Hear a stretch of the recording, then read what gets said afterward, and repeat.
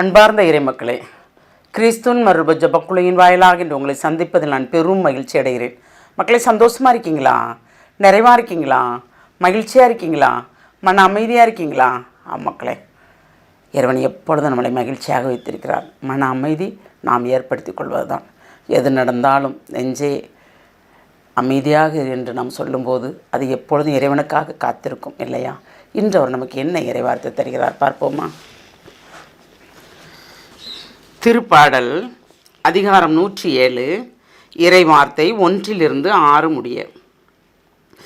ஆண்டவருக்கு நன்றி செலுத்துங்கள், ஏனெனில் அவர் நல்லவர், என்றென்றும் உள்ளது அவரது பேரன்பு. ஆண்டவரால் மீட்படைந்தோர், எதிரின் கை நின்று அவரால் மீட்கப்பட்டோர், கிழக்கினின்றும் மேற்கினின்றும் வடக்கினின்றும் தெற்கினின்றும் பல நாடுகளின்றும் ஒன்று சேர்க்கப்பட்டோர் சொல்வார்களாக. பால் நிலத்தில் பால்வெளியில் சிலர் அலைந்து திரிந்தனர். குடியிருக்குமாறு ஒரு நகருக்கு செல்ல அவர்கள் வழி காணவில்லை. பசியுற்றனர், தாகமுற்றனர், மனச்சோர்வுற்று களைத்து போயினர். தம் நெருக்கடியில் ஆண்டவரை கூவி அழைத்தனர். அவர்கள் குற்ற துன்பங்களிலிருந்து அவர்களை அவர் விடுவித்தார். Praise the Lord. ஏனென்றால் ஆண்டவருக்கு நன்றி செலுத்தும் போது எல்லாமே நன்மையாக நடக்குது. 4 பக்கமும் கிழக்கு மேற்கு வடக்கு தெற்கு எங்கே நாம் இருந்தாலும் அடைபட்டு இருந்தாலும் ஆண்டவரை கூவி அழைக்கும் போது அந்த கூக்குரலுக்கு அவர் செவிசாய்த்து நம் பசியோடு தாகத்தோடு களைப்போடு இருந்தாலும் அதை அனைத்து நீக்குவதற்காக அந்த நெருக்கடி வேளையில் நம்மளை விடுதலை கொடுக்கிறார். அதுதான் நம் ஆண்டவர், இல்லையா? அந்த ஆண்டவரை எப்பொழுதும் நன்றி சொல்ல வேண்டும், எந்த நிலையிலும் நன்றி சொல்ல வேண்டும். அவர் நமக்கு செய்த ஒவ்வொரு காரியங்களுக்கும் போற்றுதற்குரிய காரியங்கள் அல்லவா?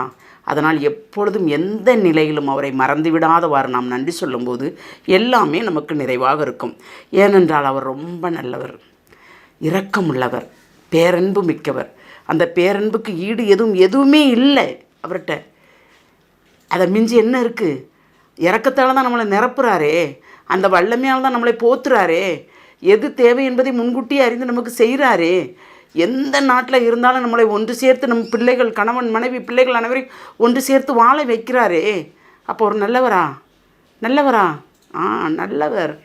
என்னென்றால் நம் மீது பரிவு உள்ளவர், இரக்கம் உள்ளவர், பேரன்பு மிக்கவர். அதனால் தான் அவருக்கு ஓயாது நாம் நன்றி சொல்ல வேண்டும். ஓயாது நாம் நன்றி சொல்லுகிறோமா? எப்பொழுதும் நன்றி சொல்ல மறந்துருக்கிறோமா? மறந்த நாட்களில் நம்மளை ஒரு துயரம் வாட்டும் பாருங்களேன். ஆமாம், அவருக்கு நன்றி சொல்ல மறந்த நாட்கள் நம்மையே இழந்தது போல் இருக்கும். ஏதோ திக்கட்ட காற்றில் நாம் இருப்பது போல் இருக்கும். அந்த காட்டுக்குள் யார் வந்தாலும் நமக்கு தெரியாது, இல்லையா? ஆனால் நன்றி சொல்கிறோம் என்றால் ஒரு நொடிக்குள் அந்த காட்டுக்குள் இருந்தாலும் நமக்கு பாதை கிடைத்துவிடும் போகுவதற்கு, எங்கு செல்ல வேண்டும் என்பதற்கு. அதனால் இறைவன் எப்பொழுதும் நல்லவர், இரக்கமுள்ளவர், பேரன்பு மிக்கவர். ஓயாதவருக்கு நன்றி சொல்ல நாம் பழகுவோம், இல்லையா? இந்த ஒரு சிந்தனையோடு ஒரு விசை சிந்திப்போமா? அன்பின் பரலோக பிதாவே, நித்தமும் இதை எங்களை காத்து வழி நடத்துகிறீர். ஆமாண்டவரே, ஒவ்வொரு நொடிப்பொழுதும் எங்களை நீர் கண்ணுக்குள் வைத்து பாதுகாக்கிறீர். இந்த பாதுகாப்பே பெரிய மேலான பாதுகாப்பு. இதற்கு ஈடு என்ன இருக்கிறது? ஒன்றுமே இல்லை. ஆமாண்டவரே, ஆனாலும் எங்களை முழுமையாக உடைய இரக்கத்துக்குள் தந்துவிட்டோம். நீரே எங்களுக்கு வாழ்வும் வழியும் சத்தியமும் நித்தியமாக இருக்கிறீர். ஆண்டவரே, உம்முடைய ஒளியால் எங்களை நிறைவாக வழிநடத்துகிற கிருபைக்கு நன்றி கூறி எங்களை முழுமையாக உம்முடைய இரக்கத்துக்குள் ஒப்பு கொடுக்கிறோம். ஜெபம் கேட்கும் நல்ல பிதாவே. ஆமேன், ஆமேன், ஆமேன்.